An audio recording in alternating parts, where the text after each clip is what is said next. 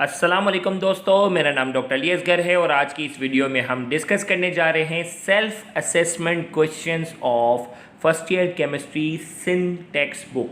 सिन text book में अक्सर जगहों पर सेल्फ असेसमेंट टेस्ट वाले जो सवालात हैं वो पूछे गए हैं और इसी तरह के सवालात पेपर में भी पूछे जाते हैं। तो आज की इस वीडियो में हम सिन टेक्स्ट बुक के पेज नंबर 25 पर जो सेल्फ असेसमेंट टेस्ट सवाल पूछा गया है वो डिस्कस करेंगे और साथ ही साथ उसी तरह के 4-5 और सेल्फ असेसमेंट टेस्ट वाले सवाल जो कि सिन टेक्स्ट बुक में पूछे गए हैं वो भी डिस्कस करने जा रहे हैं। तो आज के इस लेक्चर को शुरू करने से पहले एज़ यूजुअल आपसे रिक्वेस्ट करेंगे कि अगर आपने अब तक हमारे इस चैनल को सब्सक्राइब नहीं किया जो कि सिन बोर्ड टीचिंग के नाम से है तो काइंडली आज ही आप हमारे इस चैनल को सब्सक्राइब करें और साथ ही साथ बेल आइकन को लाजमी क्लिक करें ताकि हमारी अपलोड करदा तमाम इंपॉर्टेंट वीडियोज़ की नोटिफिकेशन भी आपको रिसीव हो सके।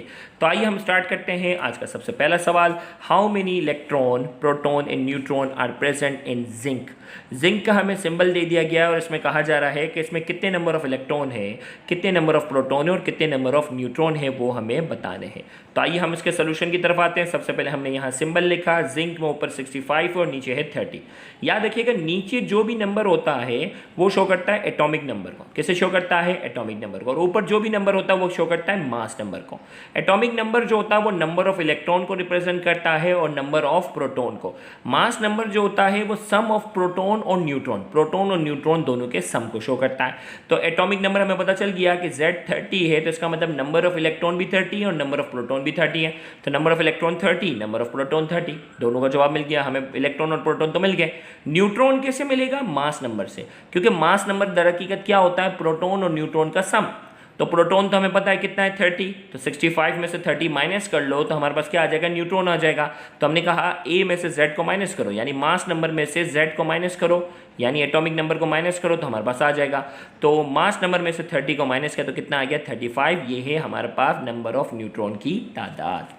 अगला सवाल जो है वो इसी सिन टेक्स्ट बुक के पेज नंबर 25 पे ही पूछा गया है और उसमें पूछा जा रहा है, how many times the mass of an electron is lesser than the mass of a proton and mass of neutron. Electron का मास जो है वो प्रोटॉन और न्यूट्रॉन के मास के मुकाबले में कितने गुना, प्रोटॉन और न्यूट्रॉन के मास के मुकाबले में कितने गुना कम है। आइए तो सबसे पहले मास ऑफ इलेक्ट्रॉन कितना होता है? 9.108 एक्सपोनेंट 28। मास ऑफ प्रोटॉन कितना है? 1.6726 एक्सपोनेंट -24 ग्राम और न्यूट्रॉन हमारे पास है 1.675 एक्सपोनेंट -24 ग्राम। अब हमारे पास कितने गुना कम है तो इसमें हमें क्या करना पड़ेगा? इसमें आपने वैसे अगर देखा जाए तो ये कैलकुलेशन करने की ज़रूरत नहीं है। देखो सिंपल पूछा गया हाउ मेनी टाइम्स, इसमें ये नहीं पूछा गया सोल्यूशन, तो आप इन कैलकुलेशन की बेस में पढ़ने की ज़रूरत नहीं है। सिंपल लिख देना कि ये जो है इलेक्ट्रॉन जो है प्रोटॉन जो है उसके मुकाबले में कितने गुना है। प्रोटॉन का जो मास है, इलेक्ट्रॉन जो है वो प्रोटॉन के मुकाबले में 1/836 टाइम, यानी 1836 गुना क्या है इसका मास कम है। और न्यूट्रॉन के मुकाबले में इसका जो मास आता है वो 1839 टाइम्स क्या है? कम है। आपने अगर ये भी सिंपल लिख दिया, क्योंकि यहाँ कैलकुलेशन की रिक्वायरमेंट नहीं है, यहाँ सिंपल ये भी लिख दिया तो ये भी क्या होगा? काफ़ी होगा। अगला सवाल पूछा गया है सिन टेक्स्ट बुक बोर्ड के पेज नंबर 39 पर। उसमें कहा गया है, compare the penetrating power and ionising ability of alpha particle. Alpha particle को आप मुख्तलिफ आयोनाइजिंग रेडिएशन से कंपेयर करें, इसकी पेनिट्रेटिंग पावर और आयोनाइजिंग पावर को। The penetrating power of gamma is higher than beta and alpha have the least penetrating power. Penetrating का मतलब किसी भी चीज़ से जो गुजरने की जो सलाहियत है, किसी भी चीज़ की जो गुजरने की सलाहियत है वो सबसे ज़्यादा किसकी है? गेमा। देखो मुंह इसकी तरफ खुला, उसका मतलब ये सबसे ज़्यादा है। फिर बीटा की और अल्फ़ा की जो पेनिट्रेटिंग पावर है वो क्या है? अल्फ़ा की पेनिट्रेटिंग पावर जो है वो क्या है? सबसे कम है। इसी तरीके से अगर आयोनाइजिंग एबिलिटी की बात होगी, the ionising ability of gamma rays is less than beta and alpha have highest ionising ability, यानी किसी भी एटम के, किसी भी मॉलिक्यूल्स के आउटर मोस्ट शेल के इलेक्ट्रॉन को रिमूव करने की जो सलाहियत है उसे आयोनाइजिंग एबिलिटी कहते हैं। और ये एबिलिटी सबसे ज़्यादा किसके पास है? अल्फा के पास। यानी अब देखो मुंह अल्फा की तरफ खुला हुआ है, अल्फा के पास ये काबिलियत सबसे ज़्यादा है, फिर बीटा की और गेमा की जो सबसे कम है। अक्सर बच्चे पूछते हैं ज़ीरो है, गेमा की ज़ीरो नहीं है, बहुत ही कम है लेकिन मामूली सी है ज़रूर। तो इन शॉर्ट पेनिट्रेटिंग पावर सबसे ज़्यादा गेमा की, फिर बीटा की, फिर अल्फ़ा की, और आयोनाइजिंग एबिलिटी सबसे ज़्यादा अल्फ़ा की है, फिर बीटा की और फिर क्या है? गेमा की। इसी तरीके से हमारे पास जो है अगला सवाल पेज नंबर 41 पर है in text book board. In the following set of quantum number which state is permeable and explain the other is not permissible. अब देखो इसमें हमें दे दिया गया n equal to 0, l equal to 0, m equal to 0, s equal to s plus half, और उसमें n equal to 1, l equal to 0, m equal to 0, s equal to minus half. हमें कहा जा रहा है भाई क्वांटम नंबर दोनों दे दिए गए हैं और उसमें कहा जा रहा है कि इनमें से दोनों सेट में से एक पॉसिबल है और एक पॉसिबल नहीं है, और कौन सा पॉसिबल नहीं है और क्यों नहीं है हमें उसको एक्सप्लेन करना है। आइए, अमंग दीज सेट सबसे पहले मैं बी की बात करूंगा। n equal to 1, l equal to 0, m equal to 0 और s equal to minus half is permissible where a n equal to 0। n equal to 0 तो हो ही नहीं सकता ना, इलेक्ट्रॉन या तो पहले ऑर्बिट में होगा या दूसरे में होगा या तीसरे में होगा या चौथे में होगा, ऐसे ही कोई है ना तरतीब, तो n की वैल्यू 0 तो कभी हो ही नहीं सकती। तो हमने कहा वाइल सेट a, ये जो लिखा हुआ है n equal to 0, l equal to 0, m equal to 0, s equal to plus half is not permissible, ये परमिसिबल नहीं है because principal quantum number n can never be 0, n कभी भी 0 नहीं हो सकता। The value of n are 1 to 7, n की value जो है वो 1 से 7 तक होती है, कभी भी 0 नहीं होता।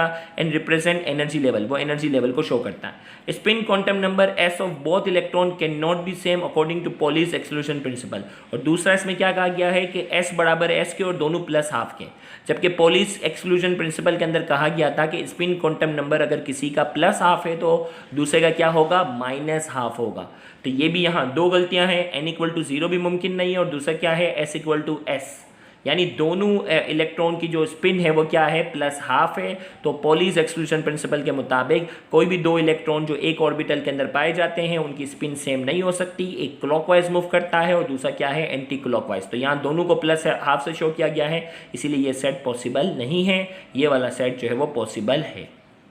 नेक्स्ट हमारे पास पूछा गया है पेज नंबर 41 पे ही है in text book board. Identify the orbital of higher energy in the following part. सबसे ज़्यादा हायर एनर्जी किसकी है, 4s और 3d, 4f और 6p में किसकी एनर्जी ज़्यादा और 5p और 6s में किसकी ज़्यादा। सबसे पहले हम n+l रूल अप्लाई कर लेते हैं। 4s के अंदर क्या है, n की वैल्यू 4 है और l की वैल्यू क्या है, 0 है। तो n+l रूल के मुताबिक देखो आपको मालूम है ना, यहाँ जो भी आगे नंबर होता है वो n को शो कर रहा है, और s अगर होगा तो l की वैल्यू 0, p होगा तो l की वैल्यू 1, इसी तरीके से d होगा तो l की वैल्यू 2 और f होगा तो l की वैल्यू 3 होगी, ये रूल है। तो सबसे पहले n+l लगाते हैं, जिसका n+l ज़्यादा आएगा उसकी वैल्यू ज़्यादा होगी। देखो भाई n की वैल्यू यहाँ 4 है और अगर s है तो l की वैल्यू 0, n+l 4 आ गया। 3d के अंदर क्या है, n की वैल्यू 3 है और d है तो l की वैल्यू 2 है, 3 + 2 क्या है, 5 है। तो 3d orbital has higher energy because of a higher n+l value, n+l value इसकी ज़्यादा है, लिहाजा 3d की एनर्जी ज़्यादा है 4s के मुकाबले में। अब 4f और 6p की बात हो रही है, तो n की वैल्यू 4 है और f की वैल्यू क्या हो गई, यहाँ l की वैल्यू आ गई 3। मैंने कहा था ना s होगा तो 0, p होगा तो 1, d होगा तो 2 और f होगा तो 3, तो 3 आ गया, 4 + 3 7 हो गया। 6p के अंदर क्या है, n की वैल्यू 6 है और p है तो l की वैल्यू 1, 6 + 1, अब दोनों के n+l की वैल्यू 7 है। तो हमने कहा 6p has higher energy because of the higher value of n। अब देखो भाई किसी भी दो नंबर की अगर n+l की वैल्यू क्या आ जाती है, n+l की वैल्यू सेम आ जाती है, तो एनर्जी जो है वो उसकी ज़्यादा मानी जाएगी जिसकी n की वैल्यू क्या होगी, ज़्यादा होगी, ये याद रखिएगा। तो यहाँ हमने कहा 6p orbital has higher energy because of the higher value of n की वैल्यू इसकी क्या है, ज़्यादा।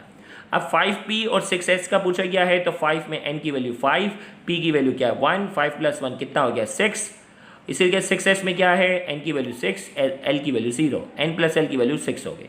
अब 6s की वैल्यू क्या होगी, 6s orbital has higher energy because the higher value of n की वैल्यू इसकी क्या है, हायर है, लिहाजा इसकी वैल्यू क्या है, इसकी वैल्यू जो होगी वो हायर होगी।